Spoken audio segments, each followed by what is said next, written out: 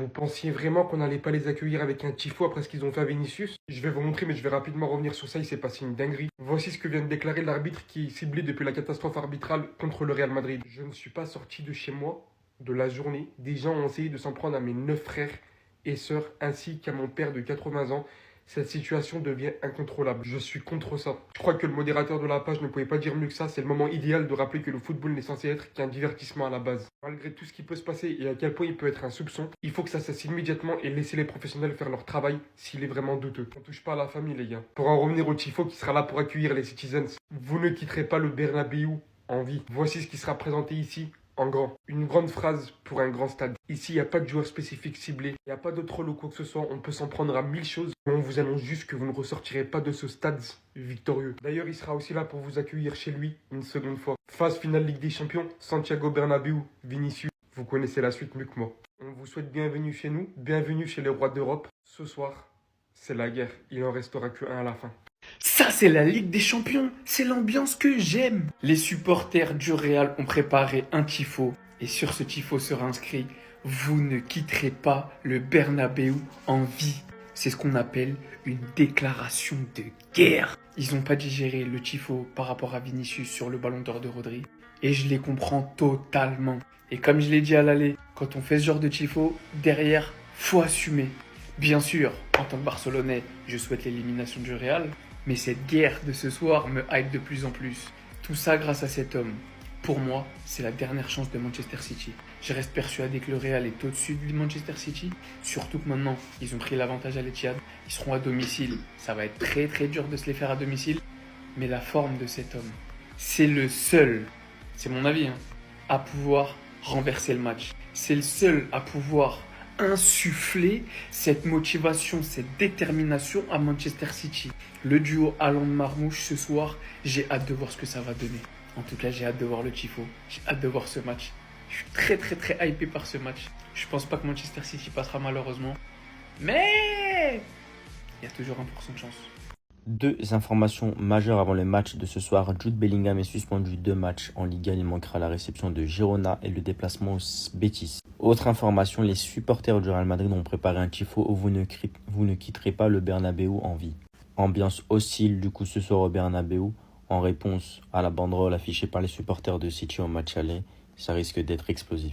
Le match sera compliqué, il sera difficile. Ces mots de Carlo Ancelotti sur la rencontre Real Madrid-Manchester City au Bernabéu ce soir. Et Carlo, je te vois venir. S'il te plaît pas ça. S'il te plaît pas de bloc bas. Parce que là, je vois des trucs. Retour de Rudiger, Tchouaméni qui monte. Avec une défense Rudiger-Asensio. Enfin, j'espère qu'Asensio jouera et qu'il va pas nous mettre une défense Rudiger-Tchouaméni. Il en serait capable, ce fou. Mais moi, je me souviens la dernière fois qu'on a mené au Santiago Bernabéu. C'était l'année dernière contre Leipzig. On avait gagné en Allemagne et on avait fait un football de terroriste tout simplement au match retour. En bloquant, en verrouillant tout simplement. Donc je le dis, Carlo, pas de bloc bas. Parce que la meilleure façon de battre ce Manchester City là, c'est d'être offensif. Ton collègue en conférence de presse là, il nous a fait son cinéma, son baratin de d'habitude. On a 1% de chance de se qualifier. Oh mais on affronte le meilleur Manchester City. C'est un petit club, le Real Madrid, c'est exceptionnel tout ça pour encore une fois mettre de la pression sur le match. On le connaît Guardiola. Il faut que tu répondes. On a vu ce qu'il fallait au Real Madrid pour battre Manchester City. Pas grand-chose. On presse un peu, on marque. Je vois beaucoup de buts dans cette rencontre. Mais attention à Manchester City. Une bête blessée. Une équipe qui n'a rien à perdre et toujours dangereuse. Le Real Madrid se met dans la peau d'un leader qui doit confirmer une rencontre qui semble être gagnée d'avance. Et c'est très rarement le Real Madrid qui arrive à gérer ça. Nous, on préfère quand c'est l'équipe qui doit gérer que nous-mêmes. Et quand c'est nous qui n'avons rien à perdre. Donc à voir maintenant, réponse ce soir, le Bernabéu et le rendez-vous. À la base, je voulais pas vous en faire part et garder ça pour moi-même parce qu'on est là pour attirer le positif. Je souhaite le plus grand bonheur de mon Real Madrid en ce jour d'anniversaire de Drixé. Mais je pense bien et je vois bien que je ne suis pas le seul à penser négativement. Les gars, qu'est-ce qui se passe? Vous voyez, ce genre de tweet là, c'est pas le premier que je vois. Et aujourd'hui, je peux vous assurer que je crains City. Je ne sais pas pourquoi. On les a tapés. On est à +1. On démarre à +1. On joue le retour au Bernabéu. Tout va bien. Mais je ne sais pas pourquoi. Il y a un bail qui cloche. En fait, aujourd'hui, on le sait tous. On va souffrir. On va souffrir et si on va le faire parce qu'on est le Real Madrid. Mais sinon, autrement, je sais pas. Ce mec-là, avec ses balafres au visage, il me fait peur. Ce week-end, il était trop énervé. Il a tapé Newcastle 4-0, Marmouche triplé. Carlo aussi, il va en conférence de presse au lieu de nous rassurer. Harry, il est réaliste finalement. Hein. Moi, je craignais qu'ils prennent ce match à la légère. Ils se disent que City, ils sont faibles. On a gagné, on a +1, on a l'avantage. Mais finalement, c'est bon, ils ont pris conscience. Pendant que Pep, il parle de jeu avec courage et détermination, il fait des têtes de sorcier. Les gars, cette nuit, je vous dis la vérité, hein, j'ai mal dormi. J'ai mal dormi parce que j'ai pensé, j'ai imaginé le pire, les gars. Je me suis fait tous les scénarios dans ma tête. Por favor, hein, je vais pas parler de chacun. Mais aujourd'hui, vous êtes le Real Madrid. Vous jouez à domicile, respectez-nous. Respectez-nous, respectez le club, s'il vous plaît, c'est tout ce que je vous demande. Nous avons 15 fois le nombre de Ligue des Champions de Manchester City. Manchester City qui va mal, s'il vous plaît, nous faites pas ça. Et les gars, en commentaire, dites-moi ce que vous en pensez, soyez honnêtes. Hein. Si vous n'êtes pas trop confiants, dites-le aussi. Ok, on est madrilène, mais hein, chez nous aussi, ça craint un peu ces temps-ci. La dernière fois, ce qu'on a fait à City, ça c'était entré en matière. Aujourd'hui, là, c'est sorti en matière. C'est-à-dire que ce qu'on a montré à City aujourd'hui, dites à Milan, dites à Monaco aussi, et puis dites à Celtic aussi qu'il ne faut pas voir entrer à la maison. Ils n'ont qu'à attendre. Il y a un de leurs amis qui va les suivre aujourd'hui. C'est Manchester City. Ce que vous n'avez pas pu faire à la maison, c'est dans notre maison, vous allez venir faire ça. Mais vous êtes mort 2 fois en fait. Voilà, et puis là-bas même là. Voilà, c'est-à-dire qu'aujourd'hui, c'est quand on a montré à City. Ce qu'ils nous ont montré dans le fait des ballons d'or, c'est ça qu'on les montrer aujourd'hui. Moi, je veux que c'est Rodri, on a quand même ici terrain. Aujourd'hui, là, c'est but de Vini, moi, je veux. Même si Mbappé n'a pas marqué, mais c'est ça qui va marquer. Mais c'est but de... C'est-à-dire que c'est but de Vinicius, moi, je veux. Ça me soulage. Mais c'est une chose qui est sûre, et puis c'est déjà écrit. On va encaisser. Ça, c'est clair. Et nous, on va encaisser. Parce que Coutois qui est là, il est comme il y a Fofana. C'est-à-dire que le match est comment. C'est-à-dire que même si on nous met, c'est-à-dire que quand tu vas face à Maracana, nous, on va encaisser. Ça, c'est clair. Donc, Real, même face à peu importe l'équipe, on va encaisser. Mais on va retirer, puis on va gagner. C'est ça qui me plaît chez nous.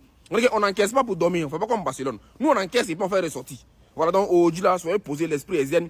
On gagne Manchester City. On ne va pas seulement les gagner. On élimine Manchester City. Regardez comment c'est beau à entendre. Regardez comment c'est joli à entendre. Non, pardon, on va retirer ça dans les corps. On élimine Manchester City aujourd'hui.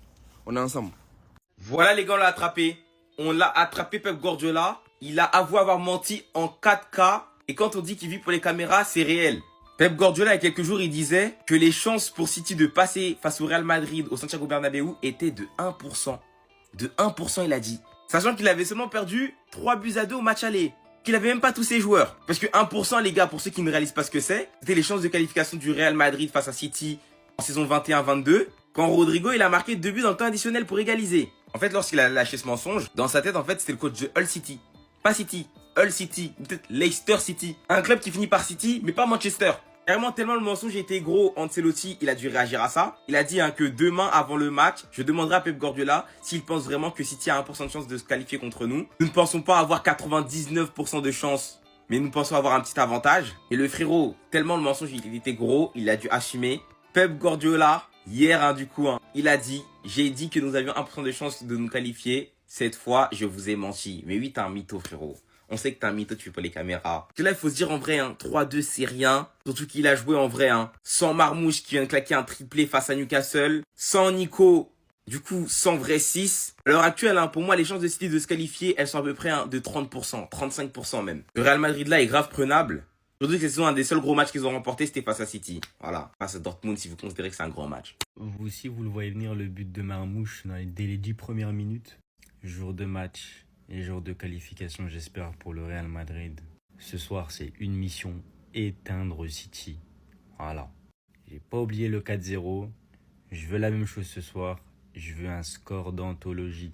Je veux qu'ils se souviennent de ce jour. C'est tout. À la Madrid, in adamas.